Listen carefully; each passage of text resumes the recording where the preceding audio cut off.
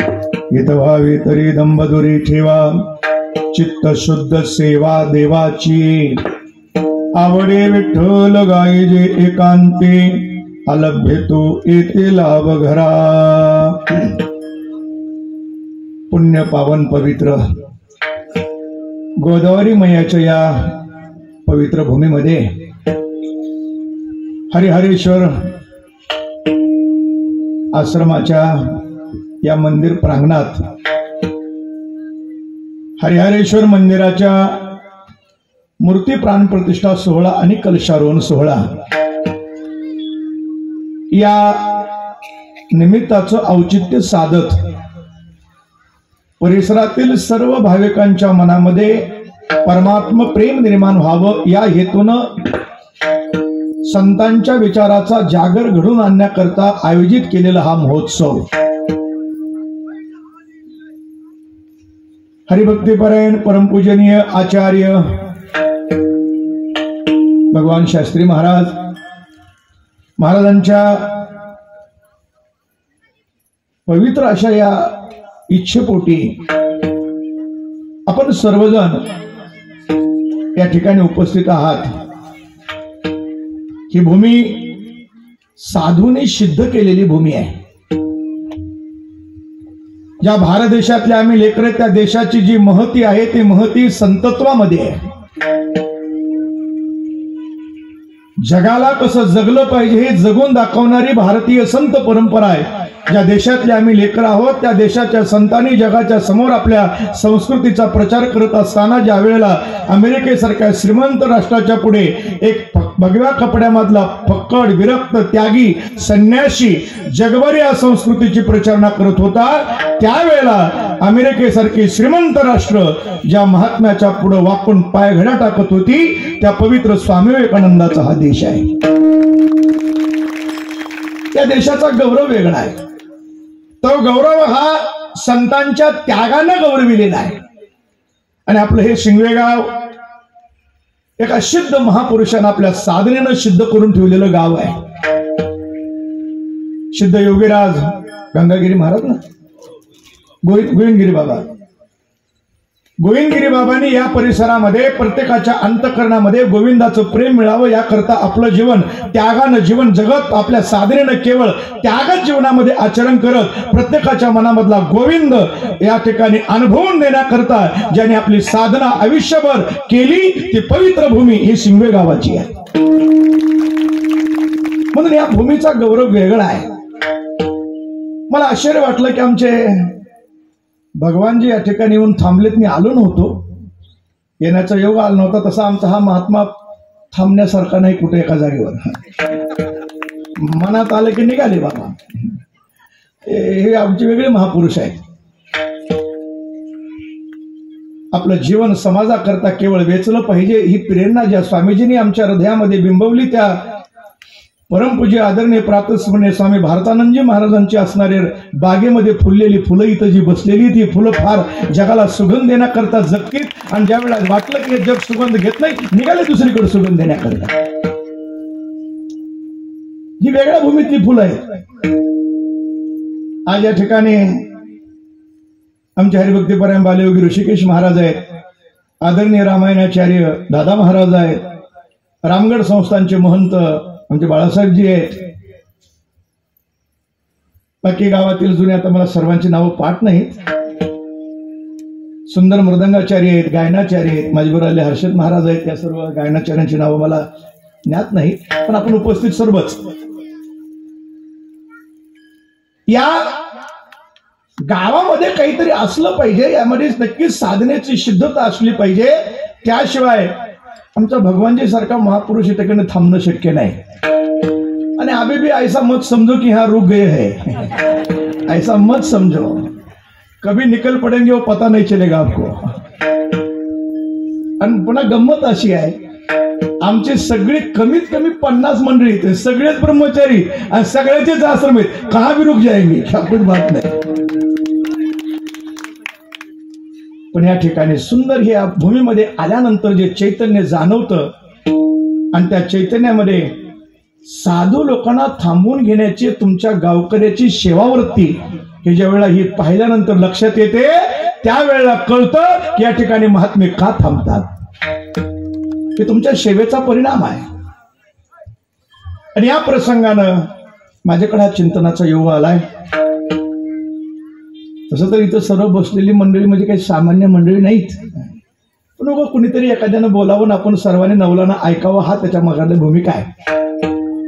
श्रीमंत श्री जगद्गुरु तुकोबरायांचा हा अभंग मानवी जीवनाला योग्य दिशा देण्याकरता उपदेशाच्या भूमिकेमध्ये जाऊन आपल्याशी संवाद साधणार आहे. संतांच्या विचाराची समाजाला गरज आहे. सध्याच्या या धावत्या कलीच्या विकृत कली काळामध्ये मानवी प्राण्याला सुखाच्या किनाऱ्यापर्यंत जाऊन पोहोचायचं असेल तर एकच विचार कामयाबी, त्याला पवित्र वारकरी संप्रदायाची विचारधारा म्हणतात. आणि ही वैचारिकता समाज मनापर्यंत पोहोचण्याकरता जे माध्यम आहे त्याचं नाव कीर्तन आहे. जीवनाची सफलता, जीवनाची धन्यता, जीवनाची आनंदता, जीवनाची सार्थकता ज्या साधनेनं प्राप्त होत असते त्या साधनेला परमार्थ हे नाव आहे. आणि त्या परमार्थातली वृत्ती अखंड टिकून राहण्याकरता जे ऐकावं लागतं त्याचं नाव कीर्तन आहे. म्हणून कीर्तन परंपरा सांभाळाव्या लागतात. आमच्या पूर्वजांनी अतिशय कष्टाने या जोपासल्या, आमच्यापर्यंत आणून पोहोचल्या आणि ते जपणं आमची काळाची गरज आहे. कारण संत विचारानं समाजात क्रांती घडत असते. ज्ञानोबरायांचे तुकोबरायांचे विचार काय आहेत ते समाजामध्ये क्रांती करतात आणि समाजाला सदाचारी बनवत असतात. भारतीय इतिहासाचा जर विचार केला तर मी काय बोलतो तुमच्या लक्षात येईल की ज्या ज्या वेळेला भारतातली तरुणाई संत विचाराप्रमाणे कर्म करू लागली त्यावेळेला त्या तरुणातून ती घडलेली कर्म ही जगाच्या पुढे आदर्श ठरलेली आहे.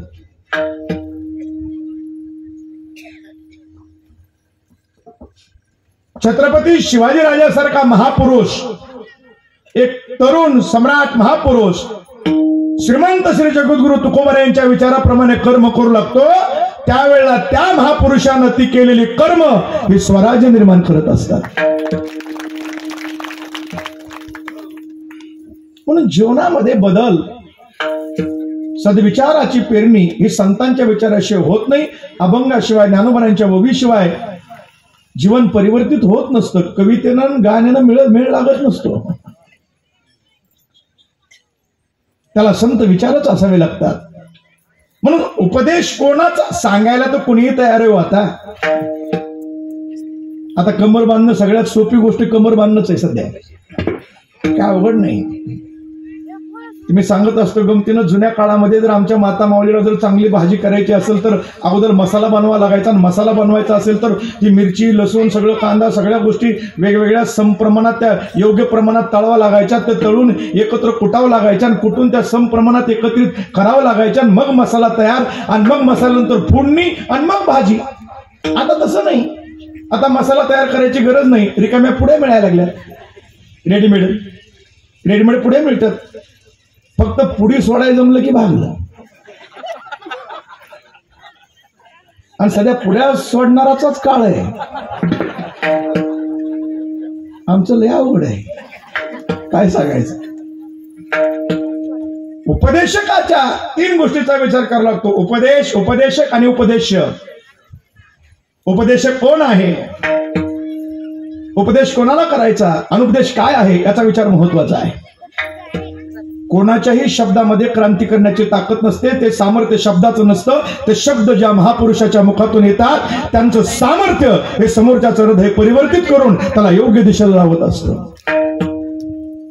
ज्यावेळेला भारत माता परकीयांच्या ताब्यामध्ये होती त्यावेळेला एक क्षत्रिय सम्राट भारतातल्या तरुणांना आव्हान करत होता, तुम मुझे खून दो मैं तुम्हें आजादी दूंगा. त्यावेळेला भारतातली तरुणाई उघड्या छातीवर गोळ्या झेलत पळत होती.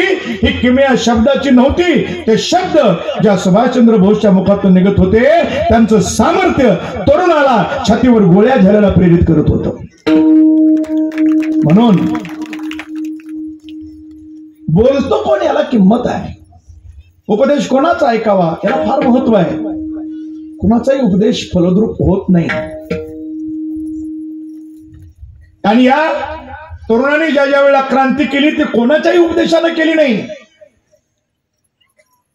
संत विचाराची गरज का? संतांच्या उपदेशाची आवश्यकता का? आम्ही ज्या देशातली लेकरे त्या देशाच्या तरुणांनी फार मोठं कार्य करून ठेवले महाराज. एक वाक्य सांगून मी पुढे चलतो.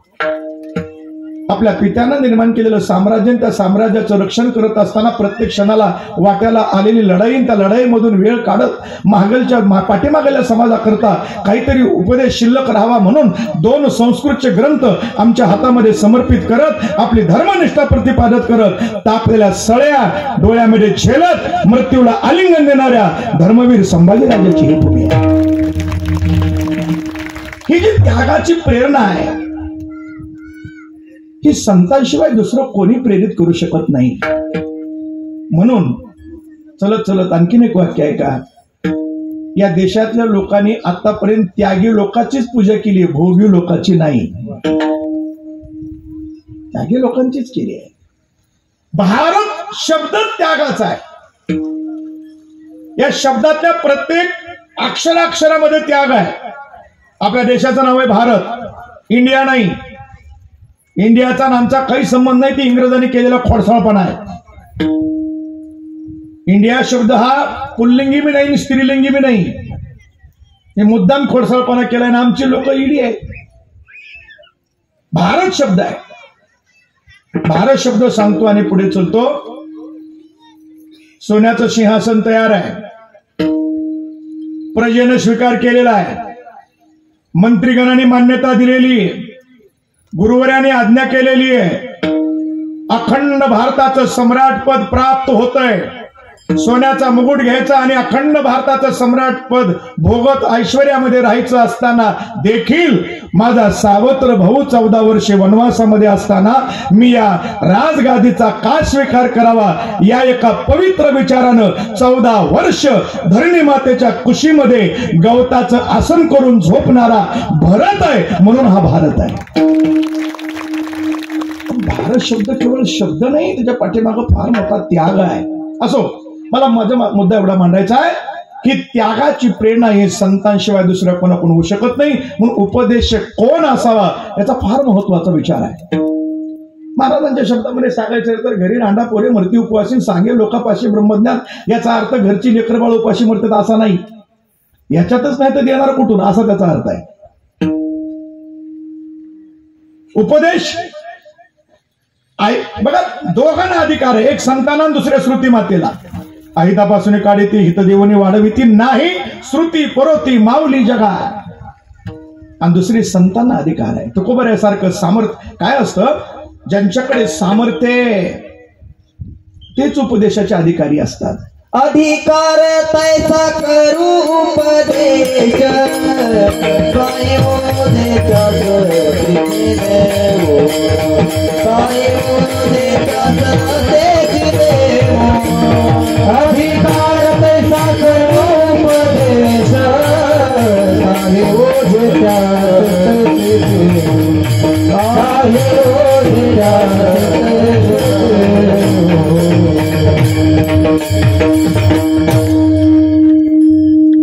सामर्थ्य ज्याच्याकडे आहे याच्याकरता मी बोलतोय.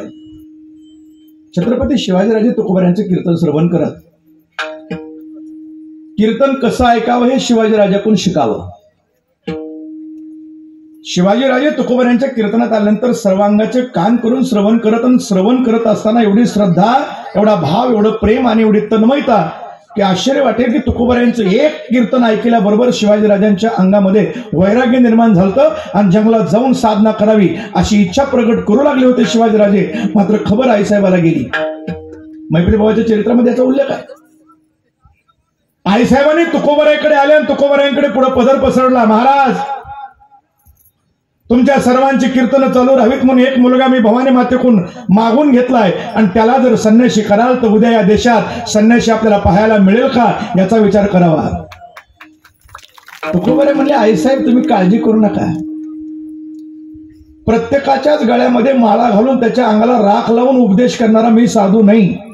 ज्याच्या हातात तलवार द्यायची त्याच्या हातात तलवारच देतो. म्हणून तुकोबऱ्यांच्या उपदेशाची भूमिका वेगळी, अधिकार तैसा. तुकोबऱ्यांचा विचार शेतकरी, व्यापारी सगळ्या करता मी विस्तार करत नाही, प्रत्येकाला वेगवेगळा उपदेश आहे. तुकोबा म्हणजे काळजी करू नका आई साहेब, शिवाजीराजे येथील कीर्तनाला काय तुकोबा यांचं सामर्थ्य आहे. शिवाजीराजे कीर्तन आले, कीर्तन श्रवण करण्यामध्ये रंगून गेले, वक्ता आणि श्रोता एकजीव झालेला आहे. मात्र शिवाजीराजे कीर्तनाला बसतात ही खबर यवनांना कळाली आणि ह्याला सोडायचं नाही, आता निशस्त्र बसले, चला पकडायला. आणि हातामध्ये शस्त्र घेऊन यवनांचं सैन्य कीर्तनाकडे धावत आलं. तुकोबाराय कीर्तनात रंगलेले, शिवाजीराजे श्रवण करण्यामध्ये एकरूप झालेले.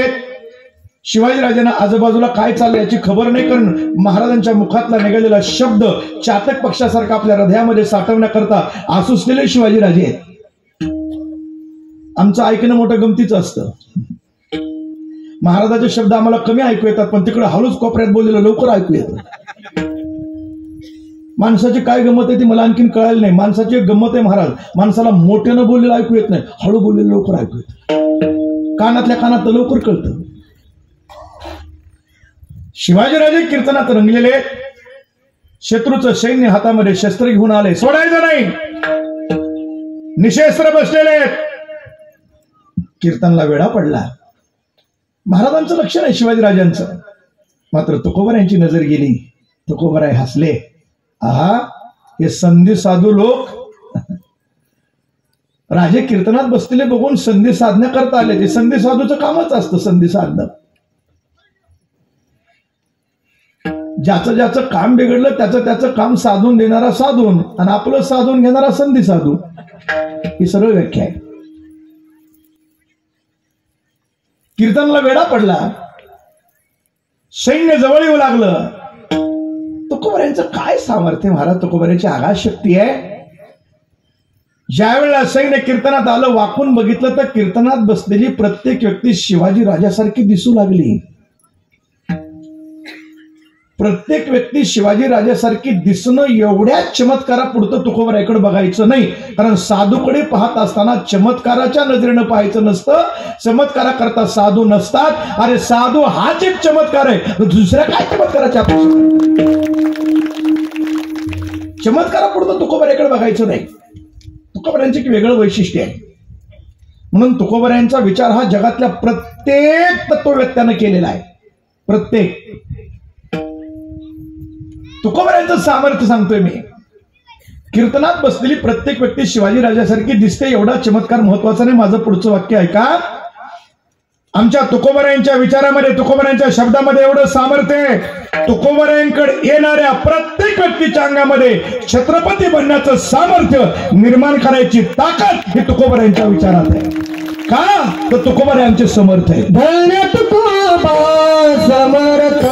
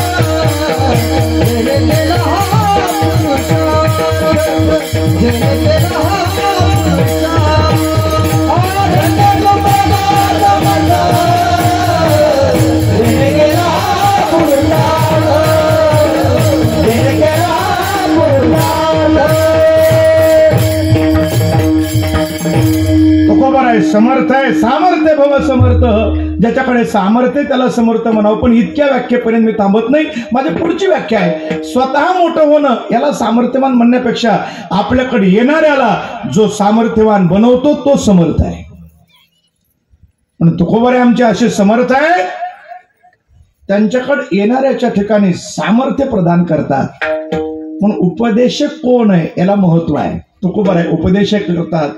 उपदेश काय आहे आणि उपदेश कोणाला आहे याचा विचार आहे.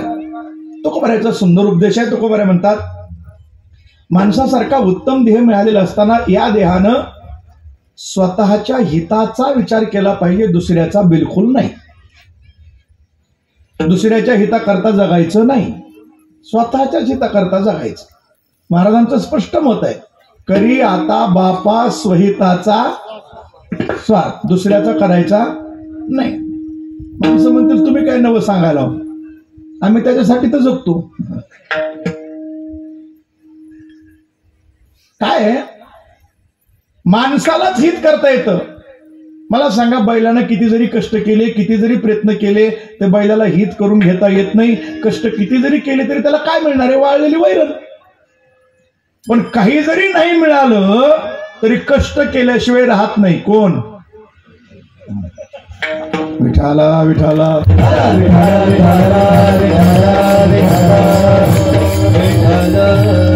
मी बैलाचं सांगतोय बरं का. माणसाचा एक देह असा आहे, तो हित करून घेऊ शकतो, त्याच्याकडे विशेष ज्ञान आहे. आहार निदा भय मैथुन सर्व विनिशी समसमान, मनुष्य देहीचे ज्ञान विशेष जाण उद्धवा. विशेष आहे. पण या देहानं दुसऱ्याच्या हिताचा विचार करायचा नाही. मग आम्ही स्वहितच करतो, आम्ही स्वार्थच करतो. तुम्ही काय नवं सांगता? ऐका, माझं वाक्य लक्ष देऊन ऐका. स्वार्थ शब्दाचा अर्थ चुकला म्हणून जीवन निरर्थक झालं, आणि स्वार्थाचा अर्थ लक्षात आला की जीवन सार्थक झालं.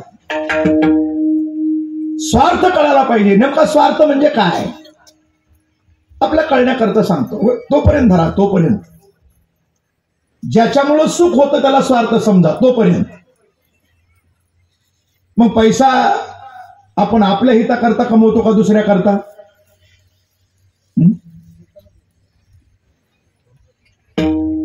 कोणतरी म्हणलं काहीतरी उंदर पकडाय करतो, म्हणजे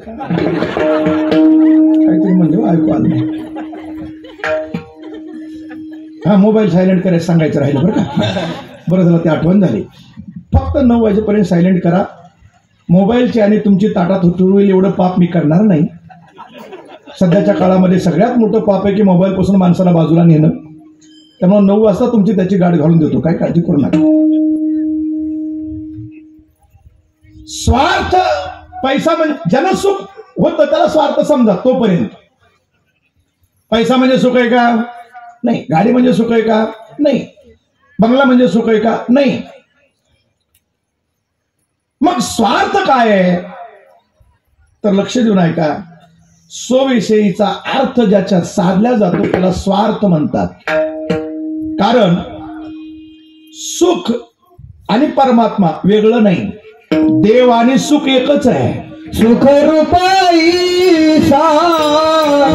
तुझा कोणी सांगा, सुख रूपाई तुझा कोणी सांगा, माझा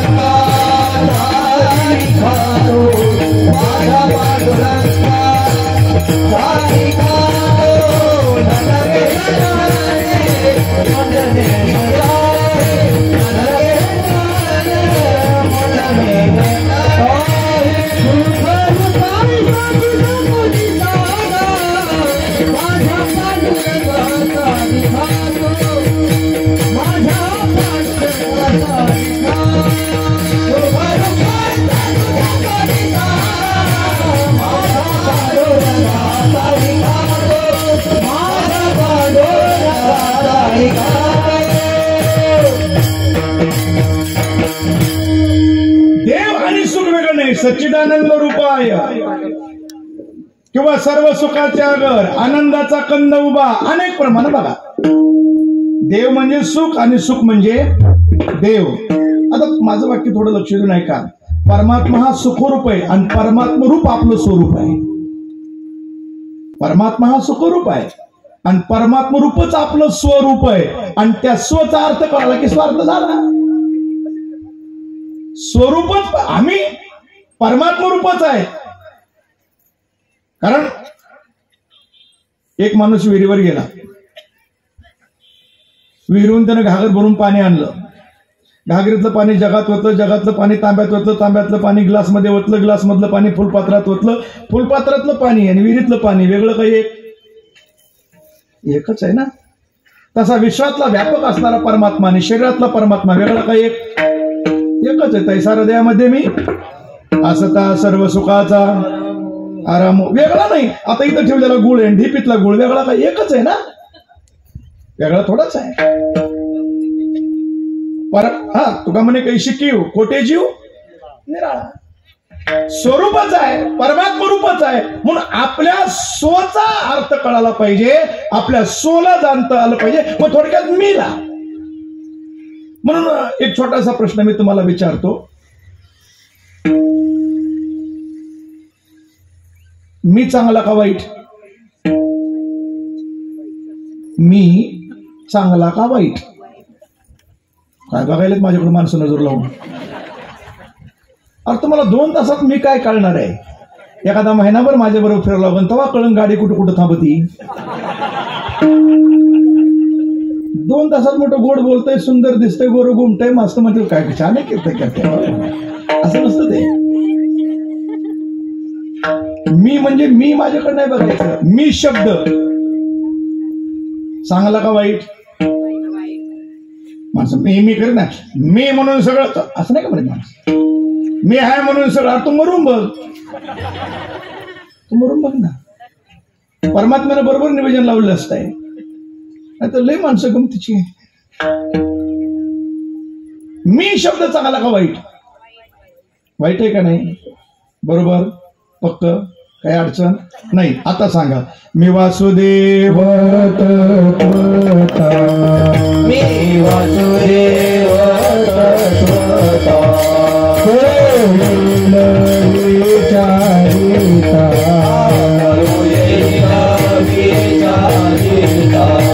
आहे ठाऊक सभागिया संता, आहे ठाऊक सभागिया संता, आहे तुझा मागुतारा, आहे तुझा मागुतारा, आहे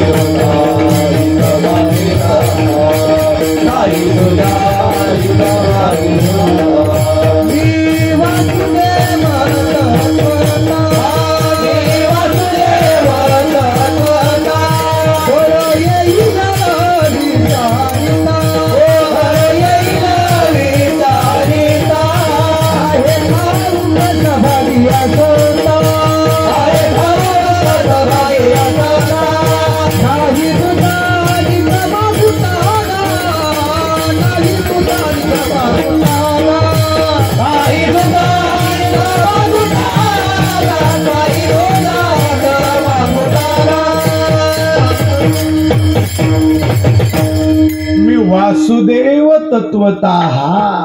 आता चांगला का वाईट? आता बदलायचं नाही. लय अवघड कार्यक्रम झालाय. सकाळी नाश्ता एकाचा, दुपारी चहा दुसऱ्याचा, संध्याकाळी झेंडा खांद्यावर चौथ्याचाच. लय माणसं बदलतात. निष्ठा खायची आणि आता सगळी निष्ठा निष्ठीच आहे. बदलायचं नाही. मी वासुदेव तत्वता. आता आता चांगला आहे. काय गंमत आहे सांगतो तुम्हाला. हा मी आहे ना, हे फार गमतीचा आहे. हे कोण्या पक्षातला ते कळू देत नाही. जे निवडून येऊन त्याच्याकडे पाहायला हार याताच असतंय. मी तुमचाच आहे म्हणतोय. पुन्हा प्रत्येकापाशी आलं की मी तुमचाच आहे, हे कळू देत नाही. ह्या मीची एक गंमत सांगतो. हा मी अहम भावानं आला की दुःख, आणि हाच मी सोहम भावानं आला की सुख. विठा आला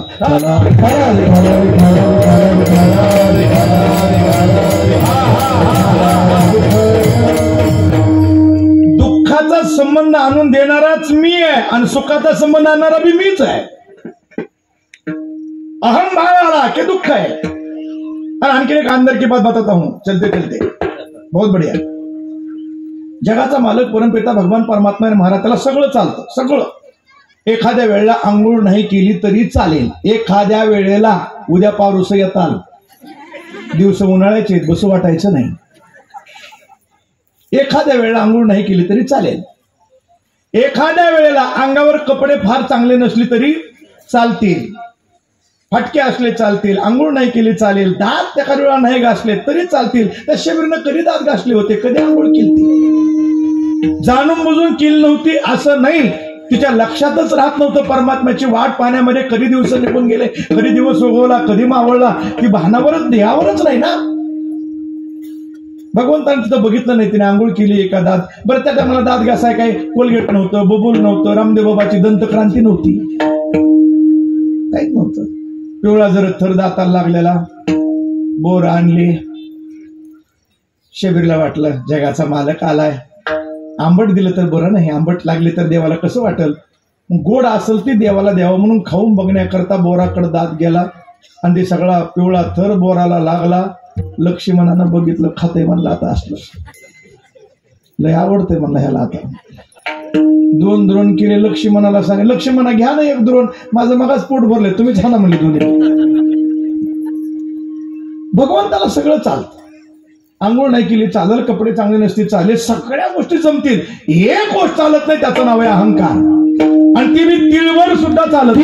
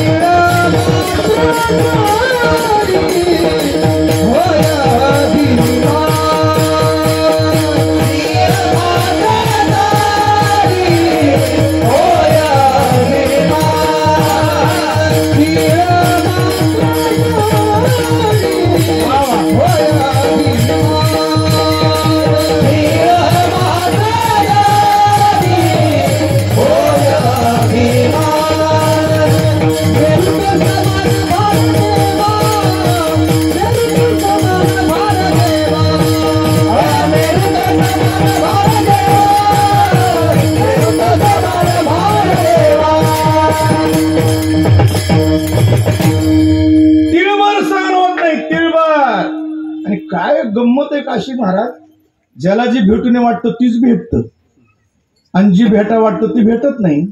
बाजारात गेलं की ज्याच्याकडून पैसे यायचे ती भेटा वाटतं, ज्याला द्यायचे ती तीच म्हणतं राम राम कवापासून वाट बघतोय. ते सूत्र तसं आहे, काय कळत नाही.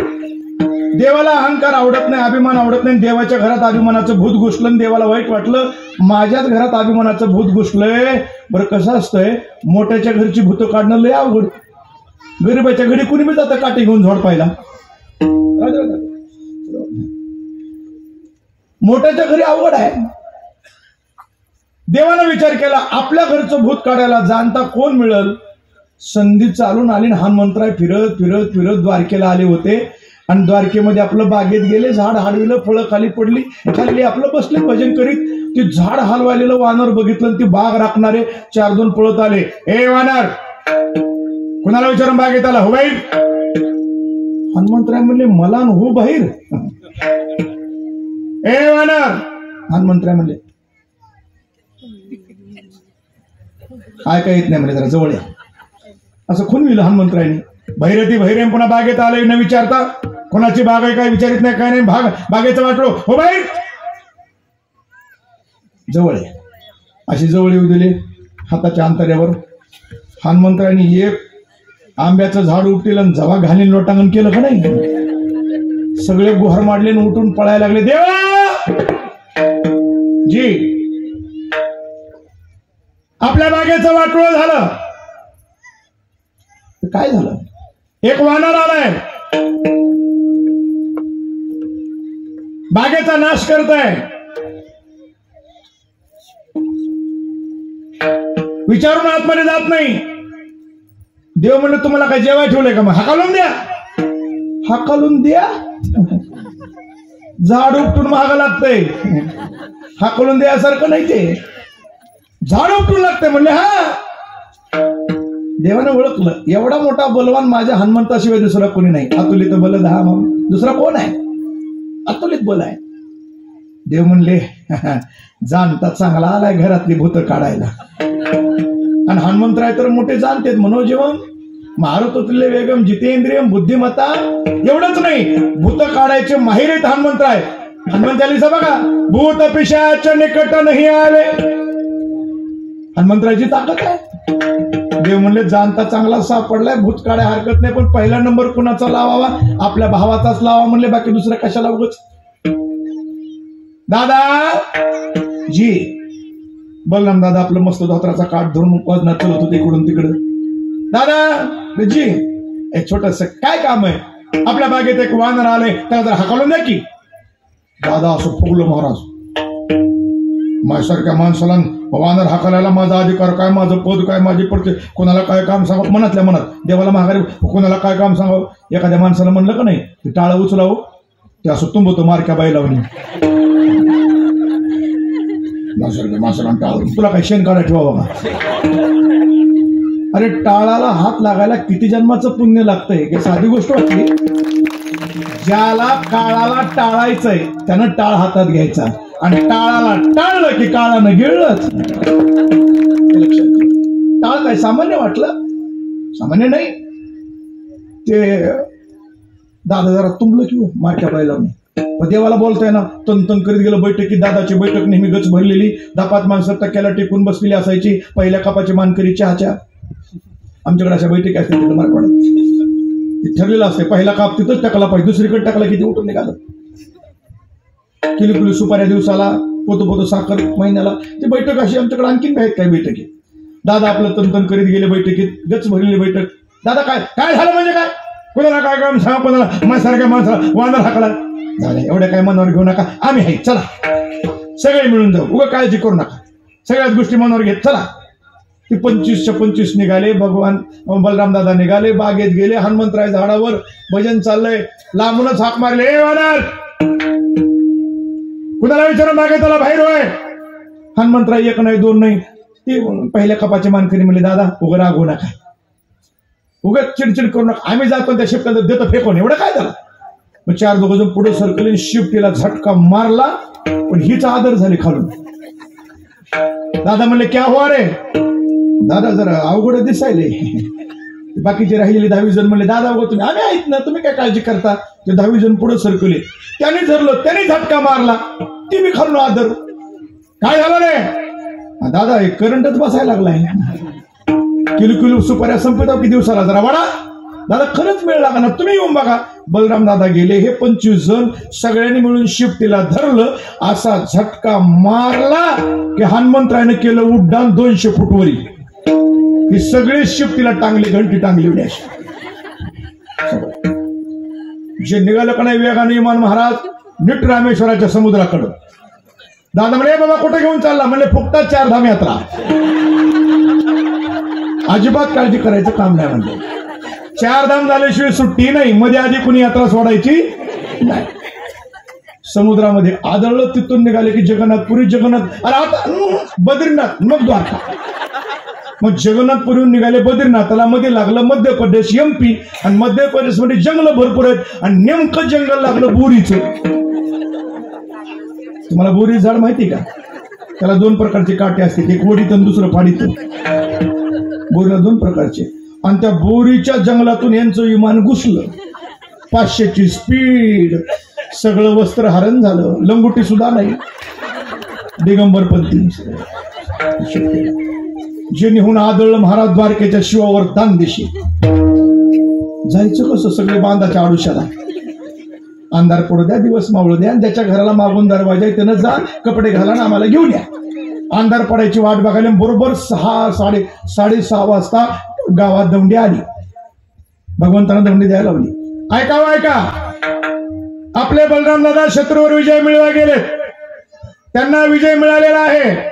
थोड्याच वेळात मिरवणूक निघणार आहे. रांगोळ्या काढून आरत्या तयार करा. जेव्हा बाया नटायला लागल्या, ज्या बाईचा मालक होता ती माय म्हणली, उगच नाही माझा गेला की विजय चालतंय. असा हार टप्पू आरत्या. तेवढ्या दुसरी दौंडी आली. ऐका, आवाजाकडे लक्ष द्या. चोरांचं प्रमाण वाढलेलं आहे. पाठीमागले दरवाजे बंद करा. आणि चोर फार हुशार झालेत, मालकासारखा आवाज काढतेत. असल्या आवाजाला बोलायचं नाही. डबल कुलूप. मागलच्या दरवाजाला डबल कुलूप, चावी कमराला, बाई रांगोळी काढायला पुढे. तेवढ्यात एक जण आलं. मागून दरवाजा होता त्याच्या घराला. आल्याबरोबर त्यानं बाजूला काही मिळ लागा ना. मग आवाज दिला, अगे जुन्या काळात नाव घेऊन बोलण्याची पद्धत नव्हती. नाव घेऊन ते मजा येत नाही संसारात. हवा ऐकताय ना, असं बरं वाटतं. आता काय म्हणताय, जेवला पिंटीत असं बोंबलं सगळं. संसारातला आनंद संपला काय, त्याच्यात मिळ नाही, स्वतःचा राहिला नाही, काय नाही. ती जुन्या लई गंमत असायची. कीर्तनावर संध्याकाळी उशिरा माणसं आले का नाही, तर हाक मारायचं, नाव घ्यायचं नाही. मग काय म्हणे, कवाड आहे तुका, कवाड आहे. लई गंमत असायची. मग ती मागून हाक मारायला, अगे आधी काहीतरी घ्यायला मध्ये घरात आली होती ना, आवाज आला, अगे मधून आवाज आला, कोण आहे रे? कोण आहे रे म्हणजे ह्याच्या मिशा खालीच. बापरे म्हणला, कोण आहे रे? अग मीच ओळखलं नाही का? पण ए नीट बोल. असल्या बोलण्याला भुलणारी बाई नाही. माझ्या मालकाची मिरवणूक निघणार आहे. मी आता रांगोळ्या काढून आरती तयार करायले. ती म्हणला, तुला कळलं आरती कशी ओवाळायची? दरवाजा उघड. मोठाची मोठा टप्पू हार बनवलाय. इथं पीर झालाय. म्हणला, बाजा तुला हार बनवला. तू दरवाजा उघड, तुला कळण कसा पीर येते. ते म्हणले, जास्त बोलू नका, मी असल्या आवाजाला बोलत नाही. खरोखर माझे मालक असाल तर या पुढच्या दरवाजा. ते म्हणला, पुढच्या दरवाजाला यासारखं मॉडेल राहिलं नाही का? म्हणला, तुला सांगू कसं, आता तुला कसं बोलू, मोठ्यानं बोलायसारखं नाही. ते म्हणले, नाही, दौंडी येऊन गेली, दरवाजा उघडणार नाही. ते माघारी आला, दादा काय झालं? कपड्याचा मेळ नाही. मग कसं अशीच दिंडी. दिगंबरपंथी कसं काय? बटन दबले म्हणला, कुठून तरी दौंडी दिली आहे. लक्षात आलं बघ बलराम दादाच्या. लगेच फोन केला, कन्हैया जी घरच्या घरी टोचायचं. म्हणजे घरच्या घरी लई दुखत आहे, स्वानारानं टोचावं लागतं. ऐका, प्रत्येक अवतारामध्ये बलराम दादा सेवा करण्याकरता बरोबर आहे. एवढी सेवा करतात, एवढी देवाची सेवा करतात प्रत्येक अवतारात. पण त्यांच्याही मनामध्ये थोडासा अहंकार आला तर त्यांना दुःख आहे. मग काय तुम्हा आम्हाला गुळखोबर आहे का? आणि मग आपल्याला जर सुख घ्यायचं असेल, आपलं हित करून घ्यायचं असेल तर अभिमानाला पहिलं दूर करा. अभंगाच्या पहिल्या चरणामध्ये हित भावे तरी नंबदुरी सेवा, हित भावे तरी नंबदुरी सेवा, हित भावे तरी हित भावे तरी नंबदुरी सेवा, हित भावे तरी नंबदुरी सेवा, हित भावे तरी नंबदुरी सेवा, हित भावे तरी नंबदुरी सेवा, हित भावे तरी नंबदुरी सेवा, हित भावे तरी नंबदुरी सेवा, हित भावे तरी नंबदुरी सेवा,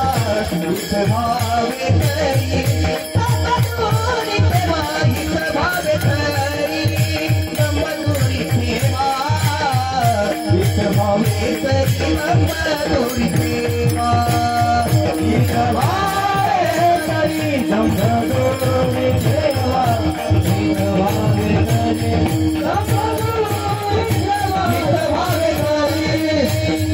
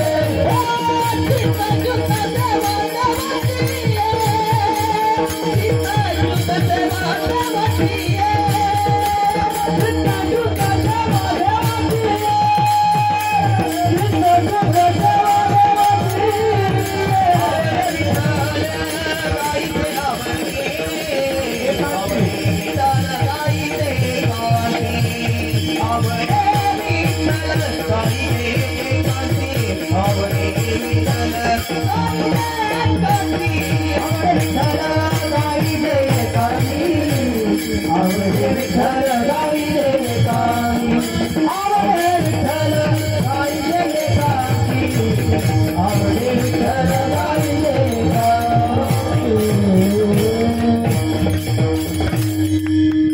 तुकोबारा म्हणाले हित व्हावे तरी दंबदुरी ठेवा चित्त शुद्ध सेवा देवाची. तुम्हाला हित व्हावं वाटत असेल तर अहंकारला दूर ठेवून शुद्ध चित्तानं देवाची सेवा करा. कारण सेवेमध्ये थोडाही कमी जास्तपणा झाला की परमात्म्याला ते आवडत नाही. म्हणून मी सुरुवातीलाच वाक्य वापरलं की शिंगवे गावांचं वैशिष्ट्य ती सेवा करण्यामध्ये. सिद्ध महात्म्याला या ठिकाणी आणि सांभाळलं गोविंद महाराजांना. तर साधी सेवेची ताकद नाही, तुमची जवळ सेवा भाव आहे आणि शुद्ध भाव आहे तोपर्यंत महात्म्यांचं दर्शन तुम्हाला होत राहील. सेवेतला भाव बदलला की कार्यक्रम बदलला. त्यांना काही सांगता येत नाही. म्हणून तुम्हाला हित व्हावं वाटत असेल, आपलं कल्याण करून घ्यायचं असेल, अहंकारला दूर ठेवून शुद्ध चित्तानं देवाची सेवा करा. देवाची सेवा म्हणजे काय?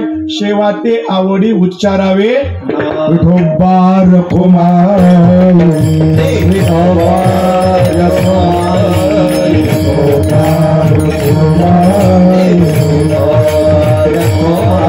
विठोबा रखुमाई विठोबा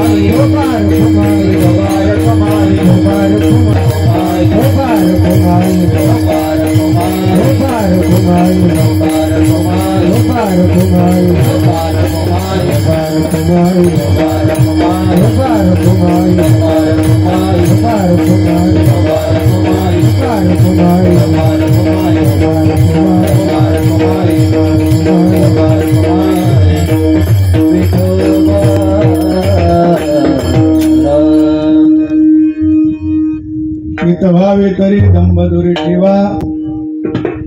वेळ आपला संपलेला आहे, चाल शेवटला म्हणू. चित्तशुद्ध सेवा देवाची आवडे विठ्ठल गाईजे एकांती आलं भेटू येते लाभ घरा. पहिल्या चरणाचे दोन अर्थ आहेत तसे. व्हावे हित जरी दुरीदंब ठेवी शुद्ध चित्त करी सेवा देवाची एक. दुसरा अर्थ देवाची सेवा चित्त शुद्ध करीन दंबदूर ठेवी. देवाची सेवा म्हणजे सेवा ते आवडी उच्चारावे नाम. मग ते नामचिंतन आपण करत नाही असं नाही, करतो. पण परमात्म्याला जसं अपेक्षित आहे तसं करत नाही. मग कसं गायलं पाहिजे ते दुसऱ्या चरणात आहे. आवडी विठ्ठला आवडी विठ्ठला आवडी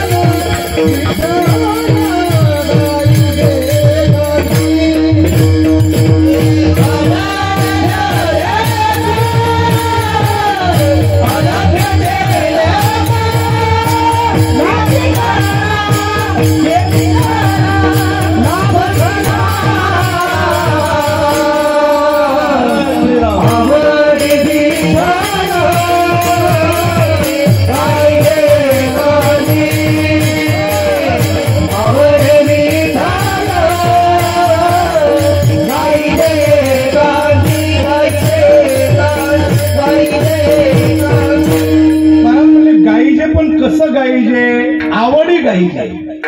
कुठं गायचे? एकांती. एकांत म्हणजे जंगलात जाणं नाही. जंगलात गेला मनामध्ये पिराचा उरूस भरला तर उपयोग काय?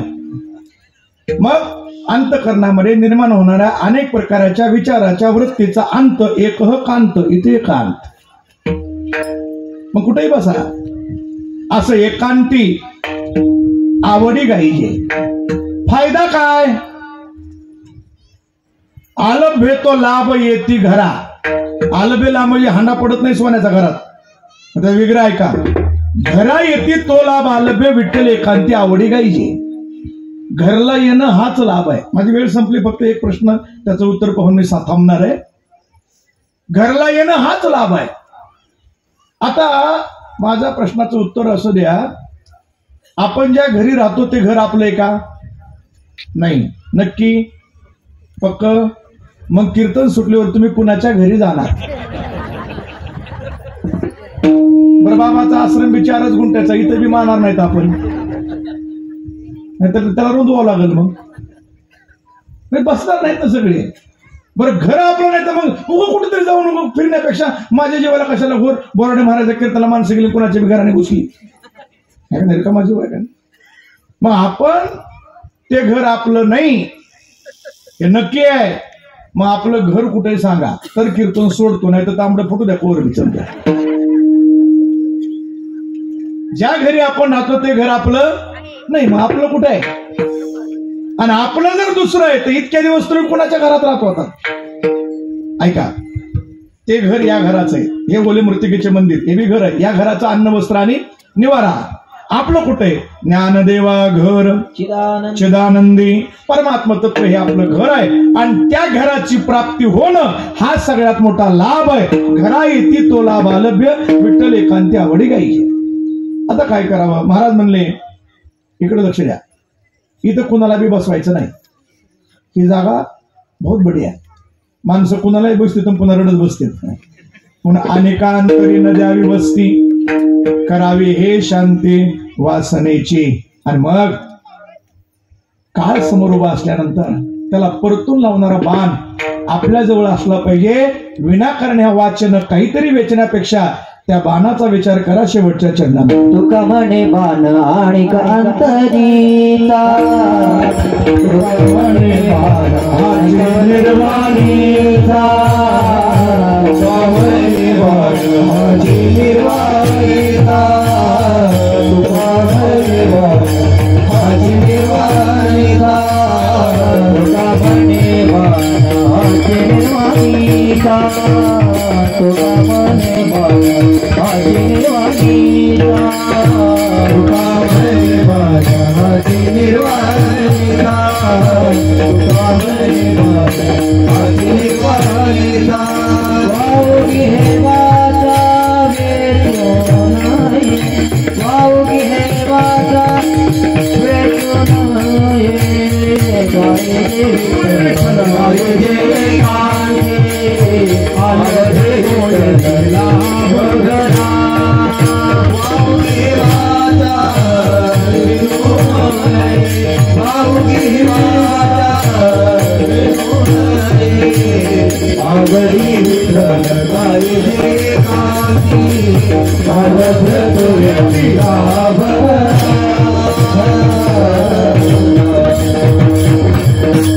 तुका म्हणे बाण हाची निर्वाणीचा, वावगे हे वाचा वेचू नये. एका वाक्यात ऐका. पावे हित जरी दुरी दंब ठेवी, शुद्ध चित्त करी सेवा देवाची. विठ्ठल एकांती आवडी गाईजे घरा येती तोला बालभ्य वस्ती अंतरी अनेका न द्यावी शांती वासनेची करावी निर्वाणीचा बाण हाची मने तुका वाऊगी हे वाचा वेचू नये काय वेचावं आवडी विठ्ठल गाईजे एकांती ज्ञानेश्वर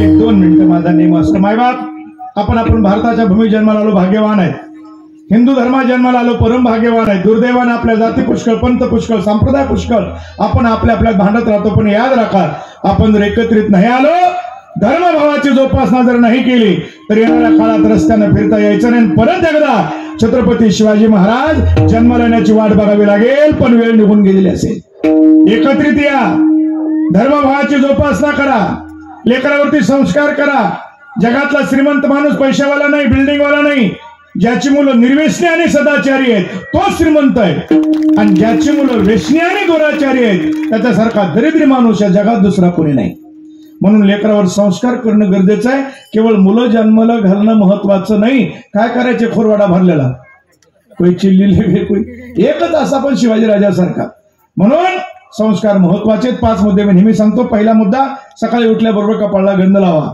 कुठलाही लावा काळा पिवळा जांभळा तांबडा मॅचिंग करून लावा पण लावा उभा आडवा तिरपा चौकोनी कोणचा लावायचा ते लावा पण गंध लावणं आपला नियम आहे गंध न लावणं बॉर्डरच्या पलीकडल्या माणसाचा नियम आहे आणि ज्याच्या कपाळाला गंध दिसणार नाही त्याला आपलं म्हणायचं कसं कुठलं फिरायला लागले आपल्यात कळणार कसं म्हणून उठल्या आणि आणखी नाही का प्रत्येक नियम विज्ञानवादी आहेत विज्ञानाचा विचार आमच्या पूर्वजांनी जेवढा केलाय त्याचा चेहऱ्याने आम्ही करत नाही विचार तर सोडा आमचे पूर्वज लोक विज्ञान जगत होते आम्ही नुसतं सांगतोय पण आता मी सांगून वेळ घेत नाही दुसरा महत्वाचा मुद्दा रोज मंदिरात येऊन दर्शन करा आता सुंदर मंदिर झालंय हरेश्वराचं दर्शन करण्याकरता रोज आलं पाहिजे आपल्या बरोबर लहान लहान मुलं घेऊन यावेत भगवंताच्या पाया पडावं वडीलधाऱ्या माणसाच्या पाया पडावं आपलं बघून ते लेकरू पाया पडायला शिकल पुन्हा म्हातारपणीला तहानणार नाही कारण येत वडील जे करीते म्हणून देशाच्या नेत्यावर गावातल्या पुढाऱ्यावर आणि घरातल्या कर्त्या माणसावर फार मोठी जिम्मेदारी आहे कारण त्यांच्याकडे बघून मागाला समाज चलत असतो तिसरा महत्वाचा मुद्दा आई वडिलांची सेवा करा ज्यांनी लहानाचं मोठं केलं बोलायला शिकवलं चालायला शिकवलं तर हाताच्या पोटासारखं सांभाळलं त्यांना दुःख देण्याचा अधिकार दिला कोणी चौथा महत्वाचा मुद्दा घरातला आनंद महिला मंडळाच्या हातात आहे पैशात नाही बिल्डिंग मध्ये नाही कलर मध्ये नाही महिला मंडळाच्या हातात आहे कुठली का मुलगी सून म्हणून घरी येणार त्या सुनावर मुलीसारखं प्रेम करा आणि त्याही सुनानं सासू सासरेवर आई वडिलासारखं प्रेम करावं तर घरात आनंद आहे नाहीतर काय गंमत आहे मला आणखीन कळा या प्रश्नाचं उत्तर मला मिळालंच नाही जी माऊली आपली मुलगी वाट लावताना ढसढसा रडते तीच माऊली दुसऱ्याची मुलगी सून म्हणून घरात घेताना दगडाची कशी बनते हीच कळत नाही आणि त्या सुनाचं बी तसंच आहे तिला वाटतं माझ्या आई वडिलाची सेवा भाऊजेनं करावी हिनं मात्र सासू सासऱ्याला आता हाणाव्यात असे 2 विचार काय म्हणून करता सुनावर मुलीसारखं प्रेम करा सासू सासरे आई वडिलासारखं करा घरात आनंद राहील पुढे महत्वाचा मुद्दा देवानं सुंदर शरीर दिलंय का कायमचं दिलं का नाही मरावं काहीतरी माणसं मरत नाही जावं तर लागतं ना सगळ्याला मी पहिल्या वेळेस आलं म्हणून विचारलं ही कायमचं दिलं नाही मग काय कचरा कुंडी का दारू टाक गांजा टाक गुटखा टाक हे काय घाण साठवायची जागा आहे का मळीचं बॉयलर हे काय बी वतायला मस्त निर्व्यसनी राहा प्रसन्न राहा एकत्रित या एकमेकावर प्रेम करा हसत हसत निघून जा या राजकारणानं माझ्या देशाचं वाटोळ केलं व महाराज गावात गाव ठेवला नाही माणसात माणूस ठेवला नाही जी माणसं एकमेकासाठी जीव द्यायला तयार होती तीच माणसं एकमेकाचा जीव घेऊ लागली ही फार मोठी शोकांतिका आहे राजकारण जरूर करा आमचा विरोध नाही प्रत्येक 5 वर्षाला तुम्हाला खेळायला मिळेल कोणीतरी हारण कोणीतरी जिंकन कोण काय कायमचा अमरपट्टा घेऊन आला नाही पुन्हा 5 वर्षाला डाव मांडा कुणी हारण कुणी जिंकन प्रत्येक 5 वर्षाला खेळायला मिळेल पण एकदा गेलेला माणूस पुन्हा बघायला मिळणार नाही म्हणून एकमेकाचं वैरी बनू नका आपण हसा दुसऱ्याला हसवा हसत हसत निघून जा इथं कोण कायमचा राहायला आलाय एक ना एक दिवस तर जावं लागणार आहे आणि शेवटचा महत्वाचा मुद्दा भगवंतानं सुंदर मुख दिलं कशाला शिव्या द्यायला नाही निंदा करायला कुणी सांगितलं घरच्या भाकरी खाऊन गावाचं धुणं धुवायला बिगर साबणाचं धुणं धुवायला नाही दिलं मग कमल मुख राम भजन करू द्या एक तर भगवंताचं चिंतन किंवा संतांचं चिंतन करा, तुम्ही चिंतामुक्त व्हाल. आता वाजलीच 9च्या आधी 10 मिनिटं संपवायचा आदेश होता, पण आता काय करू, पुढे सरकली गाडी, पण पेट्रोल बी नाही गाडीत. थोडा सकाळीच भरले, काल्याचं कीर्तन झाल्यावर सगळी टाकी रिझर्व लागून गेली, पण बसलेल्या माणसाच्या टाकीला ढाका लागला नाही म्हणून चल द्या मग 15 मिनिट फुकट आहे का नव्हे. ज्याचं जळतंय त्यालाच कळतंय, बसलेला काय कळतंय. आता नंबर तुमचा आहे, तुमचं भजन पटलं तर कीर्तन सुटलं, नाही तर तांबडं फुटलं, चलू द्या. आता नंबर तुमचा. अशी टाळी वाजली पाहिजे. भजन म्हणजे भजन. हात वरी करा सगळे, काही ढाबरेच्या कणसासारखे. असं कॅमेरेवाले माझ्या पाठीमागून घे रे बाबा. अशी टाळी वाजली पाहिजे. टाळी म्हणजे टाळी. तुकाराम तुकाराम तुकाराम टाळी. तुकाराम